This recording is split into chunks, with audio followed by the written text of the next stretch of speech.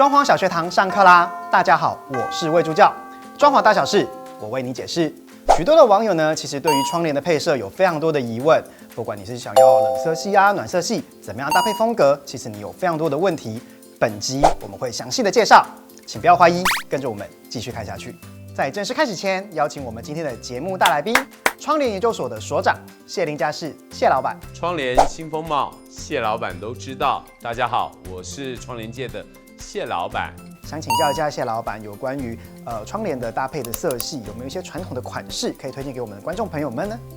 我想窗帘的搭配应该要从风格讲起。那早期因为流行所谓的新古典啊、古典啊，或者是乡村风，所以窗帘的配色方面可能会比较亮彩一点，那也会比较偏所谓的暖色系哦，譬如说米色啊、红色啊、绿色啊，可能在色彩上会比较活泼一点。那根据刚刚提到的有关于暖色系的部分，近期啊也流行一些北欧啊等等的这种风格，那他们在色系上会跟传统的有所不一样吗？北欧极简后现代，那比较冷色系的方式，譬如说白、灰、蓝、黑，会用比较理性、比较冷色的一个方式来搭配整体的感觉。那色系方面也偏向于比较平光，没有那么亮彩。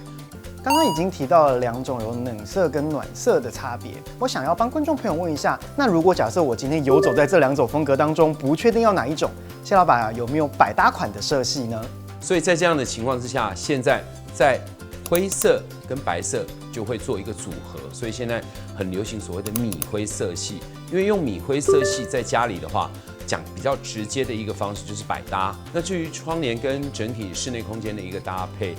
举个最简单的例子，窗帘跟壁面，那我觉得有两种方式，一种是相近色，那一种是做跳色的方式。那如果要跳色的话，我建议让墙面来做一个跳色。那窗帘呢，就像我刚刚讲，它永远是一个很重要的配角。那你用百搭的一个方式，那我觉得大家在配色计划方面的话，会比较不容易失败。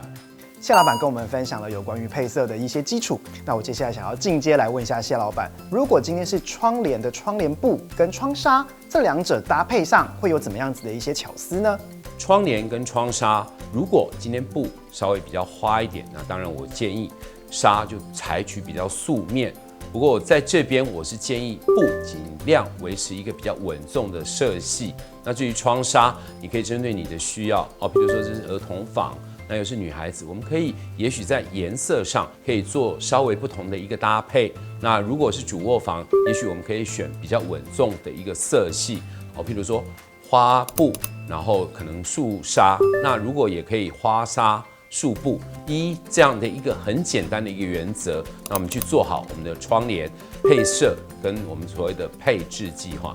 如果假设今天坪数大或坪数小啊，我在小坪数啊，或者是在比较大的豪宅，这样子的色系搭配上，是不是也有所不同呢？因为窗帘在空间里面本身就是一个色块，那个人是建议，如果空间没有很大的情况之下，选择比较轻柔、颜色比较稍微淡雅，因为这样会有一种适当放大的效果。那如果是在比较大空间的情况之下，我建议可以选择比较稳重或稍微重一点的色块，然后借由这样的一个配色，让空间的感觉更为大气。这是我们窗帘小教室的最后一集，我想请谢老板来最后帮我们分享一下有关于窗帘呢有没有一些最新的未来趋势。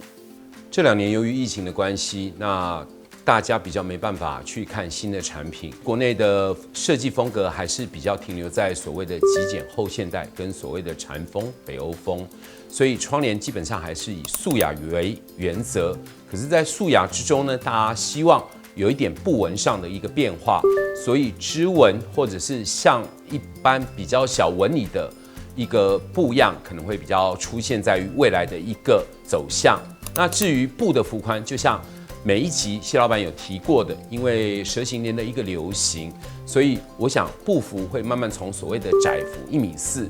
一直进化到所谓的2.8米，甚至于3米的一个方式，然后让你的窗帘从头到尾不用有一个接痕。那我觉得这个可能是未来的一个很重要的一个目标。那当然，机能跟功能怎么样让你的生活更有安全感，让你的住家更健康、更安全，我想也是未来大家努力的一个目标。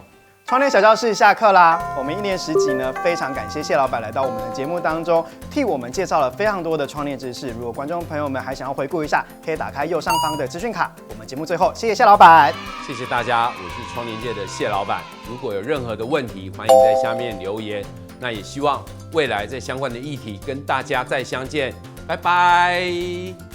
好的，本集内容就是这样，千万不要忘记订阅我们的频道及开启小铃铛。我们下次见，拜拜。